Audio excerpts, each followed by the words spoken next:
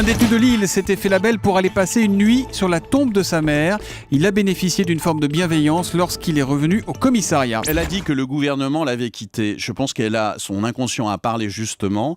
Je pense qu'elle a perdu ce qu'elle avait acquis lorsqu'elle était au gouvernement, c'est-à-dire le sens de l'État. Et là, elle a le perdu problème, pied. c'est Elle a que je perdu pied, pense Cécile que Duflot. depuis qu'elle a quitté le gouvernement, elle est en perpétuelle dérive. Elle s'éloigne de ce qu'est la responsabilité de la gestion d'une société aujourd'hui. Game of Thrones, Libération se met en mode jeu vidéo et joue sur le survol sauvage des centrales nucléaires. Les plus gros des appareils observés font entre 2 mètres et 2 mètres 50, avec, selon des associations comme Greenpeace, une charge explosive qu'ils peuvent porter de 15 à 20 kilos. Le barrage de Sivins risque fort de ne jamais voir le jour. Europe 1 vous le révèle ce matin, c'est clair et net, la ministre de l'écologie, Ségolène Royal, n'en veut pas. Aujourd'hui, le réchauffement climatique est non seulement le danger numéro 1, mais que si l'on n'agit pas aujourd'hui, dans 20 ans, ça sera la catastrophe. 97% des Français estiment que François Hollande a plutôt échoué en matière d'emploi, 88% qu'il a échoué en matière de fiscalité, 78% qu'il a échoué en matière de politique familiale. Sondage publié ce matin par l'Institut Odoxa. La terrible hécatombe des oiseaux. En 30 ans, en Europe, leur population a chuté de quelques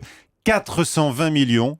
Un déclin allant jusqu'à 90% a été enregistré pour des espèces pourtant très communes, le moineau, les tourneaux, l'alouette des champs, encore la perdrix grise. Les produits pour femmes, déodorants, shampoings coûtent plus cher que ceux des hommes. Sur un an, le surcoût moyen peut atteindre 1100 €. Le secrétaire d'État chargé du droit des femmes promet de s'attaquer à cette taxe rose.